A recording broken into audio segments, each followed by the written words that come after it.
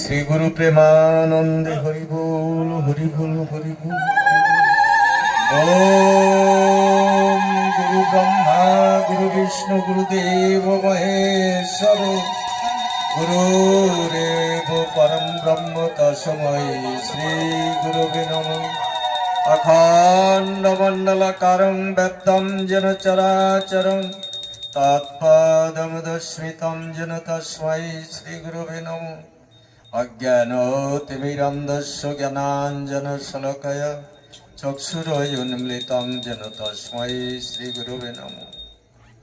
অকৃষ্ণ করুণা সিন্ধু দীনবন্ধু জগৎপতি গোপেশ গোপিকা কান্ত রাধা কান্ত নমস্তুতে। ওম নমো ব্রহ্মণ্যদেবায় গো ব্রহ্মণ্যায় হিতায় চ জগদীতায় কৃষ্ণায় গোবিন্দায় নমো নমঃ। তপ্ত কাঞ্চন গৌরাঙ্গী রাধে বৃন্দাবনেশ্বরী বৃষভানুসুতং দেবী তং নমামি শ্রী প্রিয়ে। বৃন্দায় তুলসী দেবী প্রিয়ায় কেশবস্য কৃষ্ণ ভক্তি প্রদে দেবী সত্যবতৈ নমো নমঃ। বাঞ্ছাকল্পতরুভ্যশ্চ কৃপা সিন্ধুভ্যেব চ পতিতানাং পাবনেভ্যো বৈষ্ণবেভ্যো নমো নমঃ। সর্বপ্রথম প্রণাম জানাই মন্দিরে রাধা শ্যাম সুন্দরের যুগল চরণে। তৎপশ্চাৎ আমার পরম দয়াল সত্যানন্দের চরণে জানাই আমার ভক্তির প্রণাম। আমার গুরুবর্গগণকে সকলের চরণে জানাই আমার ভক্তির প্রণাম। সবাই উপস্থিত সাধুগুরু বৈষ্ণব সজ্জন এবং ভক্তিমতী শক্তি প্রদায়িনী মাতৃ গণের সকলের চরণে জানাই ভক্তির প্রণাম। শুনেছি সাধুগণের ঠাই বৈষ্ণবের কৃপা হলে পঙ্গু পারে লঙ্ঘ হয় গিরি, অর্থাৎ গিরি পর্বতকেও পঙ্গুজন যার পা নেই সে লঙ্ঘন করতে পারে। তাই আপনারা সুধী ভক্ত সাধুগুরু বৈষ্ণব সজ্জন কিঞ্চিত কিঞ্চিত কৃপা পরিশ্রম করবেন এই অধবের মাথায়। যদিও কোনো প্রসঙ্গ আমাকে দেননি, তথাপিও সঙ্গীতের উপরে ভিত্তি করেই আমি আলোচনা প্রসঙ্গে প্রবেশ করব। যেহেতু অনেকেই জানে না আমাদের এই যে সংঘ নরনারায়ণ সেবাশ্রম সংঘ, এই নরনারায়ণ সেবাশ্রম সংঘের উৎপত্তি কোথা থেকে আমরা অনেকেই জানি না। কেউ বলি সত্যানন্দ সম্প্রদায়, কেউ বলে সুখ সম্প্রদায়, বিভিন্ন জনে বিভিন্ন কিছু বলে থাকে। যার যার মত অনুযায়ী সে বক্তব্য রাখে, কিন্তু না, আমাদের এই সংঘটা চলে আসছে অনাদির আদি গোবিন্দ সর্বকারণের কারণম তার চরণাশ্রিত নারদ ঋষি, ব্যাস তীর্থ, অভক্ষ ইত্যাদি চারজন আচার্যের পরে আসলেন এই সংঘ। মাধবাচার্য, নিম্বার্ক স্বামী, বিষ্ণু স্বামী এবং রামানুজ আচার্য। এই চারি সম্প্রদায় 10টি সম্প্রদায়ের ভিতর থেকে 4টি সম্প্রদায় বেছে নিলেন মহাপ্রভু। তো 4টি সম্প্রদায়ের ভিতরে আমাদের এই নরনারায়ণ সেবাশ্রম সংঘ আসলো মাধবাচার্য সম্প্রদায় থেকে। মাধবাচার্য সম্প্রদায়, গৌড়ীয় মাধবাচার্য সম্প্রদায় থেকে আমাদের এই সংঘ পরম্পরা ভাবে নেমে আসলো শ্রীকৃষ্ণ চৈতন্য নিত্যানন্দ মহাপ্রভু থেকে। তাই আমাদের পরিবার হচ্ছে নিত্যানন্দ পরিবার। শ্রীরূপ গোস্বামীর চরণাশ্রিত, তাই গোস্বামী পাদদের ভিতরে সর্বগোস্বামী থেকেই যত বৈষ্ণব সম্প্রদায়, সব বৈষ্ণব সম্প্রদায়ের মতাদর্শ এই 6 গোস্বামী থেকে। শ্রীরূপ সনাতন ভট্ট রঘুনাথ, শ্রীজীব গোপাল ভট্ট দাস রঘুনাথ, এই 6 গোসাই যবে ব্রজে করলেন বাস, রাধা কৃষ্ণ নিত্য লীলা করিলেন প্রকাশ। শাস্ত্রে আছে 64 জন মহান্ত বৃন্দাবনে ছিলেন, কিন্তু নামকরণ হলো ষড়গোস্বামী।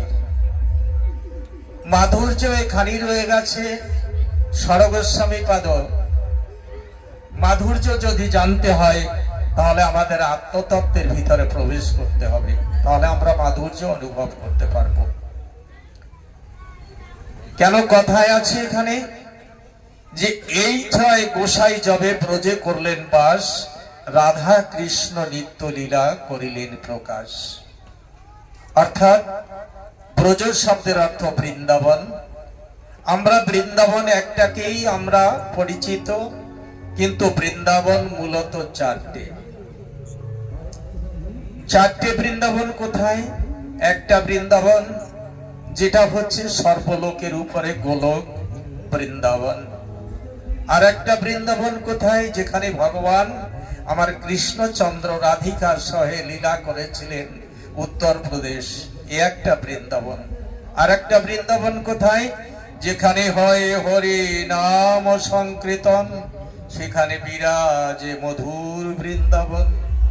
আমরাও বর্তমান সময়ে বৃন্দাবনে আছি। আর একটি বৃন্দাবন কোথায়? দেহ বৃন্দাবন। এই দেহ বৃন্দাবনের ভিতরে নিবৃত্ত স্থান নিকুঞ্জ কানন, প্রতিটি দেহ বৃন্দাবনের হৃদয় স্থান। আর এই বৃন্দাবনে সর্বস্বামীকে কে বলে? রিপু 6 জন। এরা গুরু সেবার মূল মহাজন। কে বলে রিপু 6 জন? কে বললেন? মতুয়া সঙ্গে রশ্মি গোসাই। কে বলে রিপু 6 জন? এরা গুরু সেবার মূল মহাজন।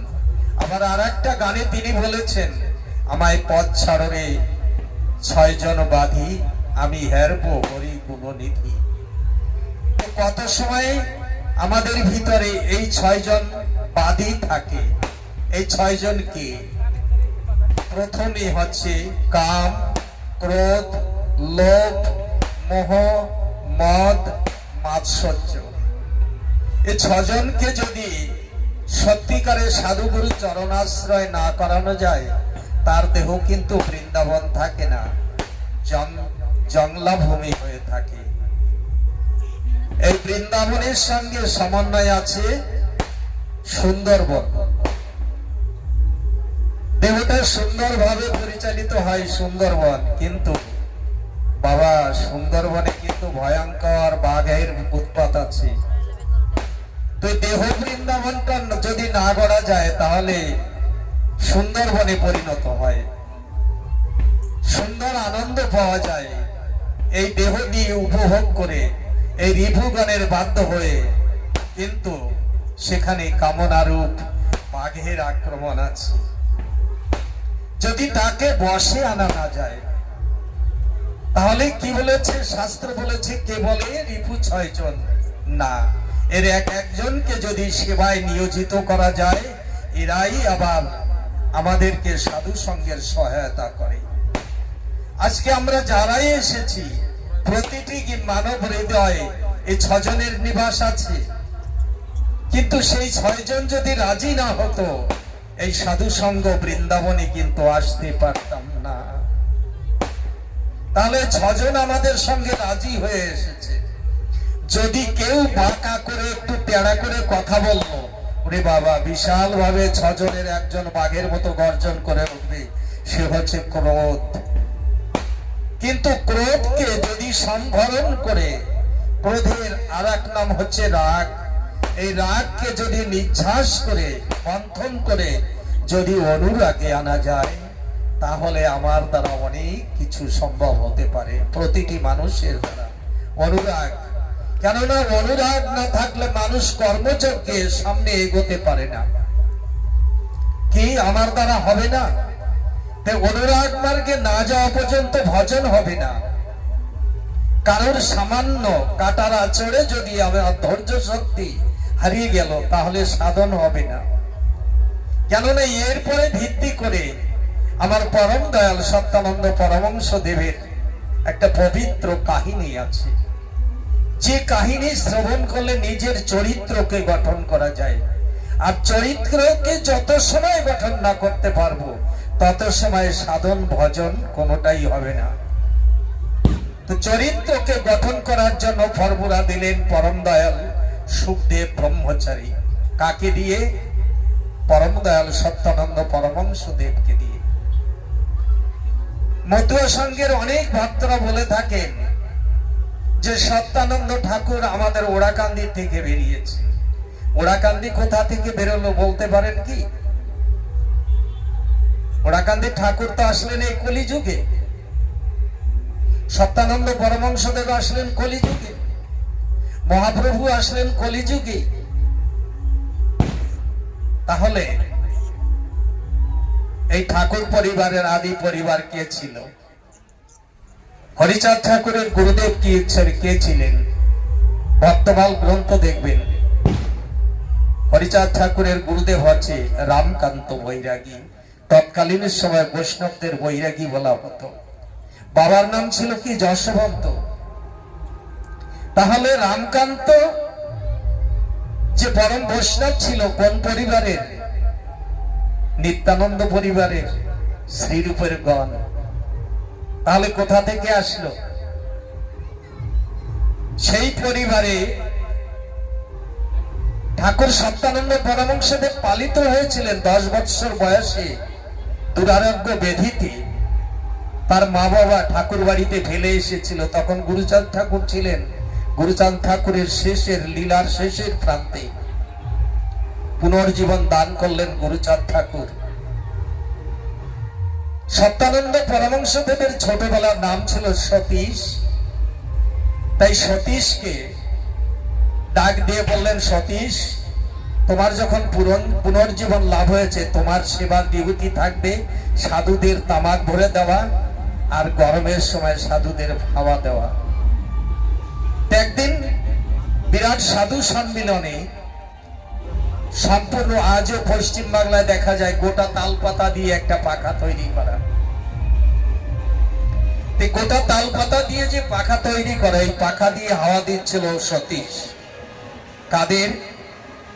গুরুচাঁদ ঠাকুর মাসে একবার সাধু সম্মিলন করতেন, দলমত নির্বিশেষে। আজ আমরা দলমতকে ভিন্ন ভিন্ন করে চলছি, কিন্তু গুরুচাঁদ ঠাকুর দলমত নির্বিশেষে সাধু সঙ্গ করতেন। কেন? পাশ্চাত্যের শাসনে সনাতন ধর্মকে গ্রাস করে নিতে চলেছিল। সে সময়টা গুরুচাঁদ ঠাকুর, হরিচাঁদ ঠাকুর এসেছিলেন। পাশ্চাত্যের শাসন, তাদের উদ্দেশ্য ছিল এই সনাতন ধর্মকে খ্রিস্টান করে নেওয়া, খ্রিস্টান ধর্মে পরিণত করা। এটা ছিল তাদের উদ্দেশ্য। কেননা দেশের শাসন ভার ছিল তাদের হাতে। তাই সুকৌশলে চিন্তা করলেন যে যদি এই সনাতন ধর্ম অবলম্বী বেশিরভাগই বাঙালি, এদেরকে যদি ভারতবর্ষে খ্রিস্টান করে দেওয়া হতে পারে, তাহলে জীবনে কোনোদিন এ দেশ ছেড়ে আমাদের যেতে হবে না। এ ছিল তাদের কৌশল। সেই কৌশলের সময় গুরুচাঁদ ঠাকুর সাধুদের ডেকে বলতেন, যে যেভাবে পারো সনাতন ধর্মকে রক্ষা করো, যে যেভাবে পারো সনাতন ধর্মকে রক্ষা করার চেষ্টা করো। তাই সেই সম্মিলনে কারা সঙ্গ করতেন? বিশ্ববন্ধু ফটিক গোসাই, জগদীশ গোসাই। যে জগদীশ গোসাই ওড়াকান্দিতে কামনা সাগর খনন করার প্রথম কোদালের মাটি উঠিয়েছিলেন, জগদীশ গোসাই। কৃষ্ণ মন্ত্রে দীক্ষা ছিল, কিন্তু গুরুচাঁদকে বাবা বলে ডাকতেন। বিশ্ববন্ধু ফটিক গোসাই, সুখ গোসাই, নিত্যানন্দ গিরি মহারাজের গুরুদেব রায় গোসাই, এই সাধুদের নিয়ে, দ্বাদশ পাগলকে নিয়ে সঙ্গ করতেন।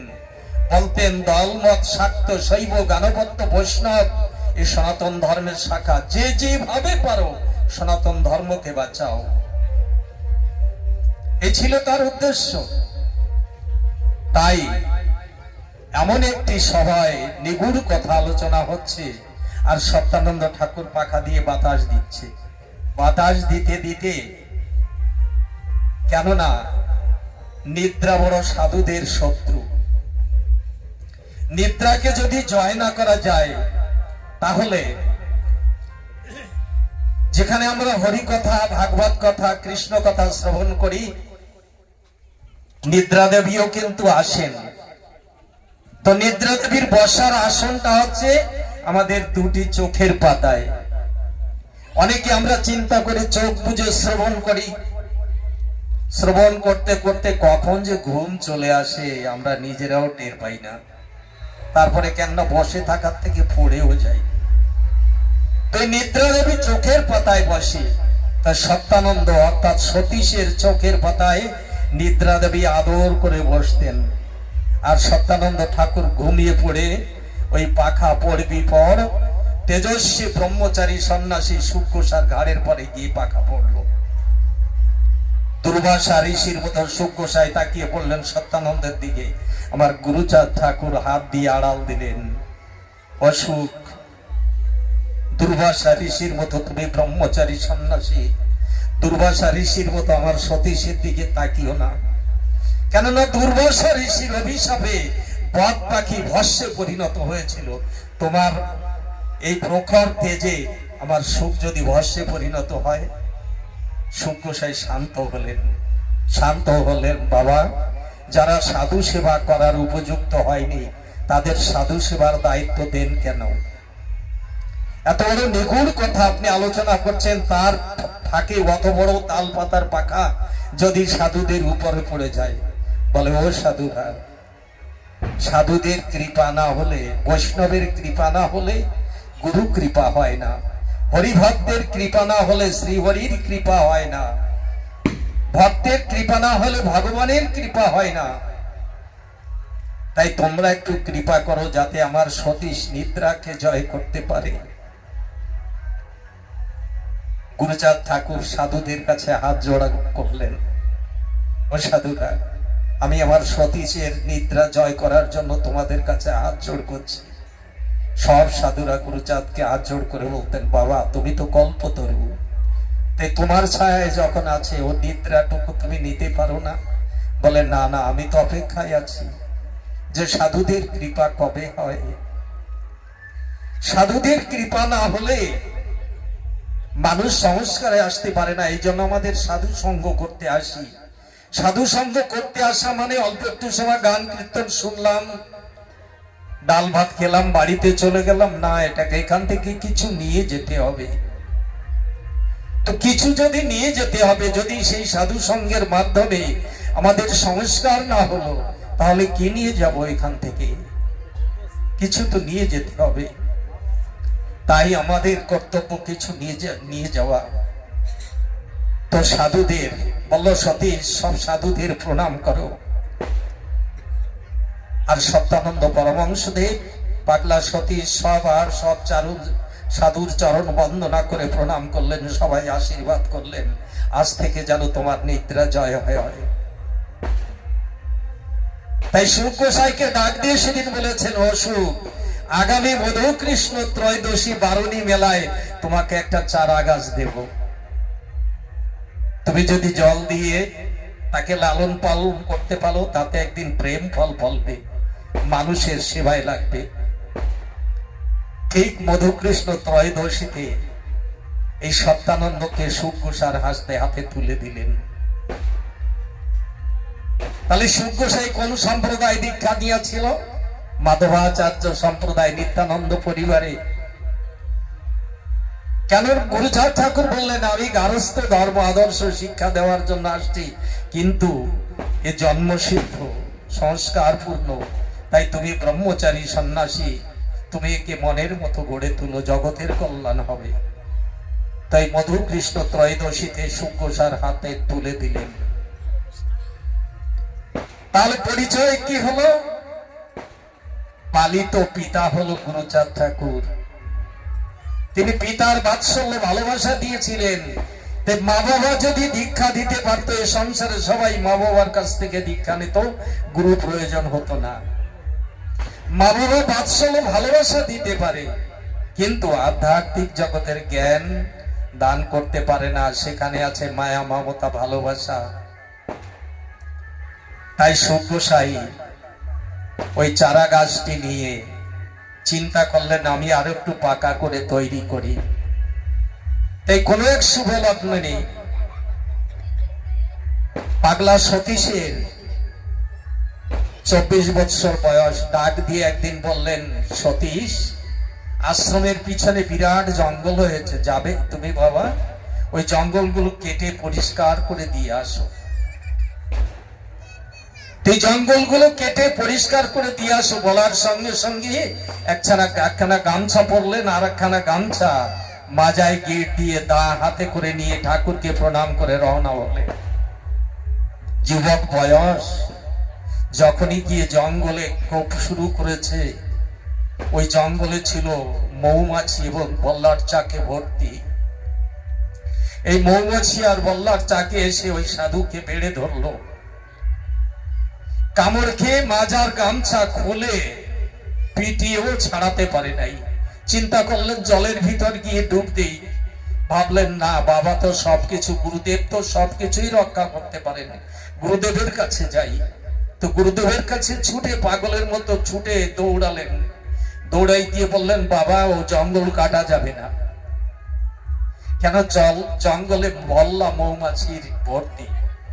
সব্যসাই সত্যানন্দের দৃঢ় প্রতিজ্ঞা, অনুরাগ বাড়ানোর জন্য কি বললেন সেদিন জানেন? শালা, সাধু হতে এসেছো, সাধু হতে এসেছো, সামান্য বল্লার কামড় সহ্য করতে পারো না।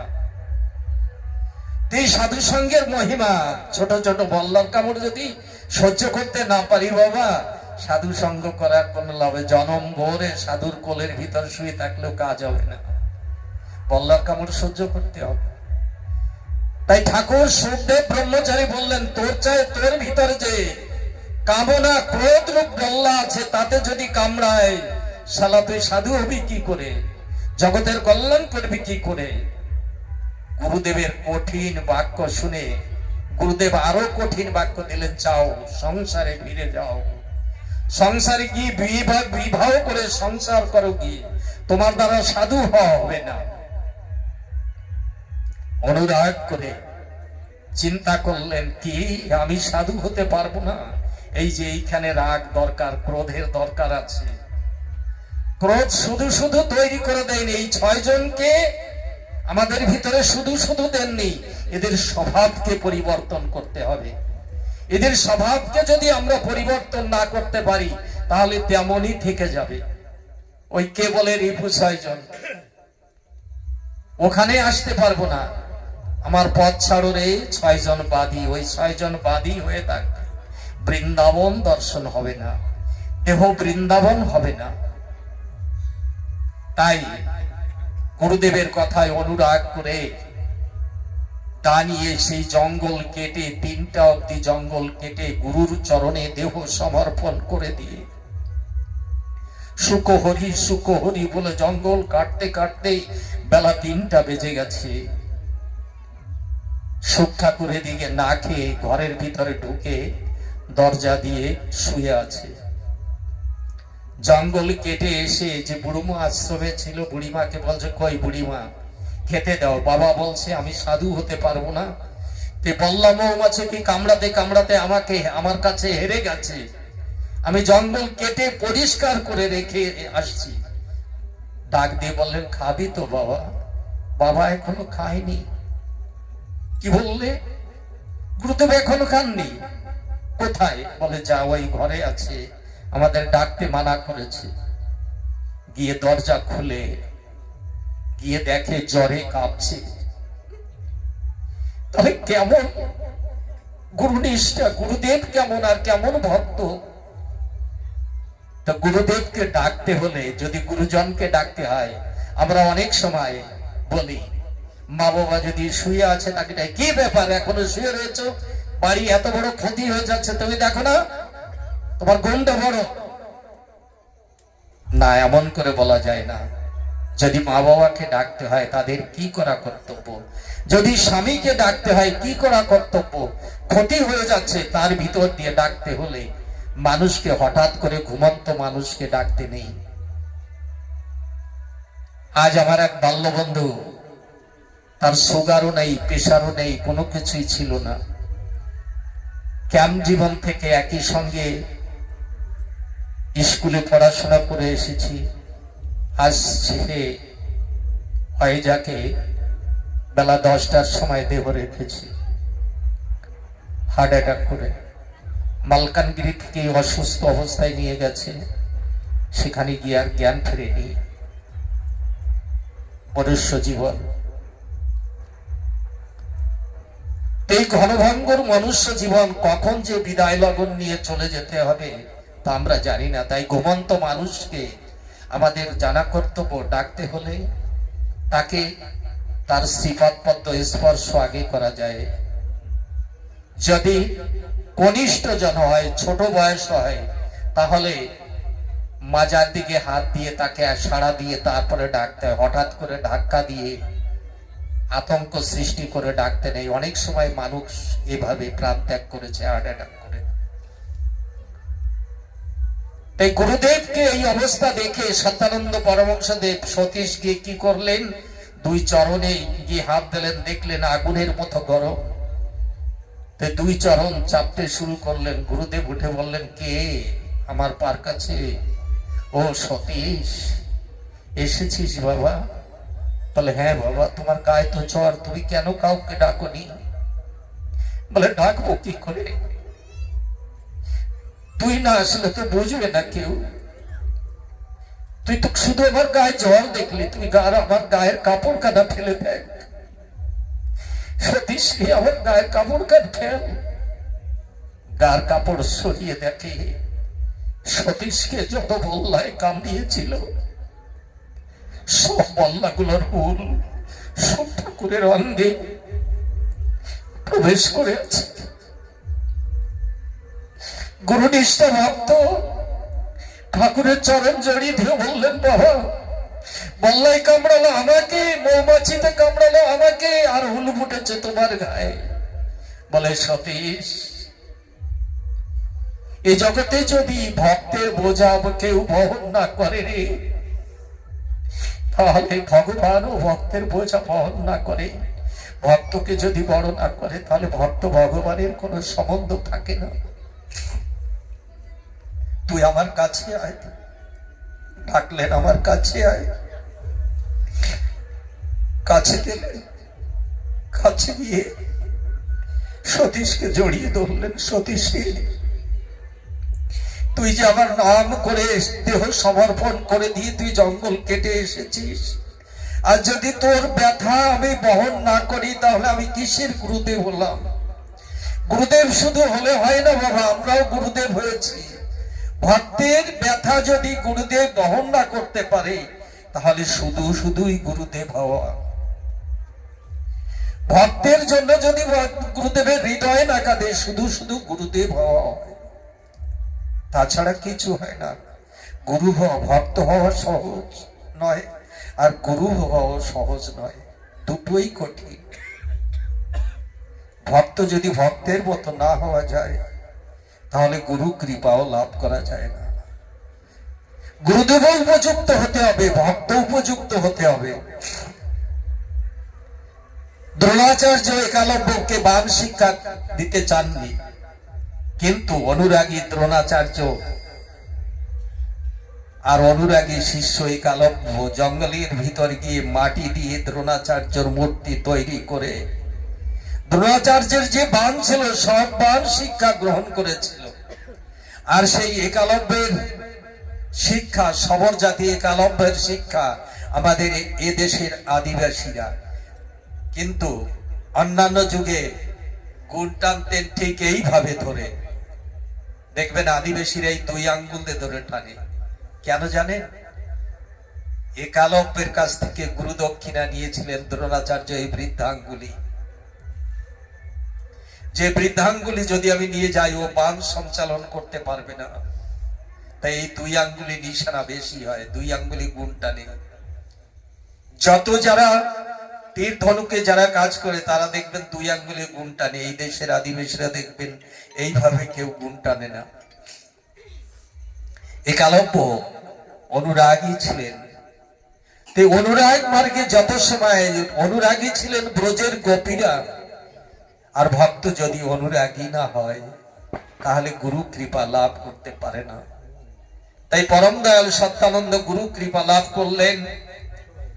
গুরু কৃপা লাভ করে তিনি জগতের কল্যাণের জন্য আশীর্বাদ প্রাপ্ত হলেন। এমন মধুর আশীর্বাদ প্রাপ্ত হলেন, তাহলে সময়ের দিকে তাকিয়ে আমাদের প্রতিটি মানুষের চলা একান্ত কর্তব্য।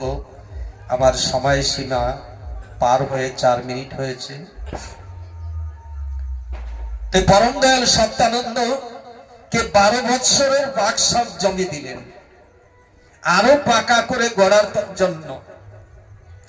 12 বৎসর সংযমী ব্রত দেওয়ার পরে কি নির্দেশ দিলেন জানেন? 12 বৎসর কারো ঘরে যেতে পারবি না, অযাচিত ভাবে অন্ন গ্রহণ করবি। 12 বৎসর রাত্রে নিদ্রা যেতে পারবি না, যদি নিদ্রা যাস দিবা ভাগে অল্প নিদ্রা যাবি। এই ভক্তকে এত বড় কঠিন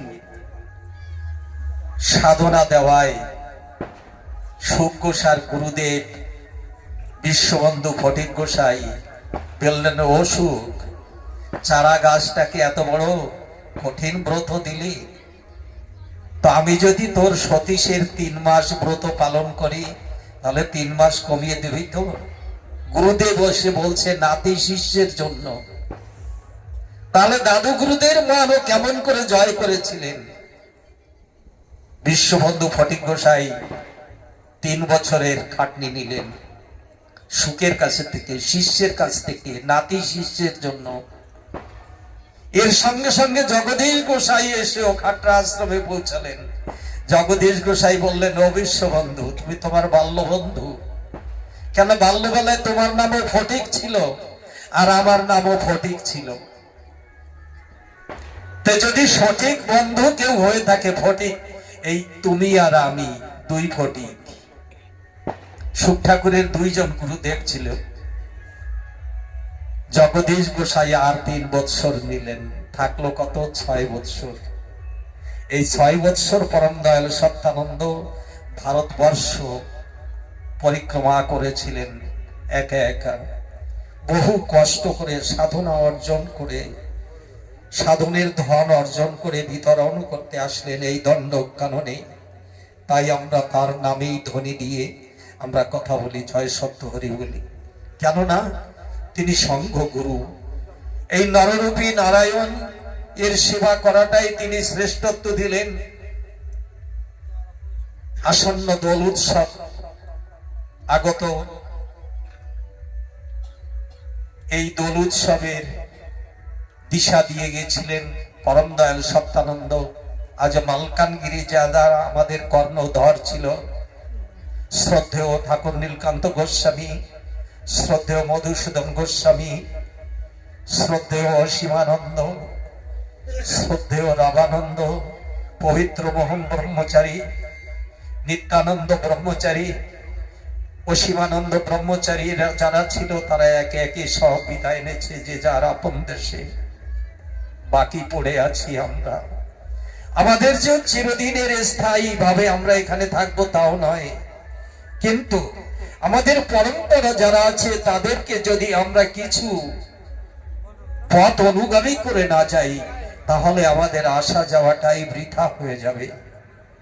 তাই আসুন আমরা এই পবিত্র দোল উৎসবের জন্য সবাই আগ্রহী থেকে, যাতে আমরা ঠাকুরের এই মহান যজ্ঞে অংশগ্রহণ করতে পারি, তেমন ভাবে আমরা এগিয়ে গিয়ে যাতে ঠাকুরের সেবা যজ্ঞে আনন্দ লাভ করতে পারি, পরম দয়াল সত্যানন্দের কৃপা লাভ করতে পারি, সেদিকে আমরা সকলে দৃষ্টি রাখবো।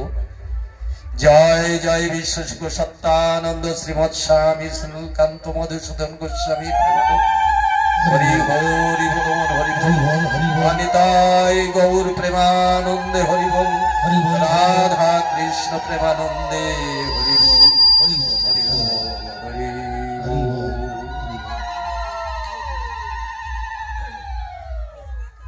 জয় সত্য হরি।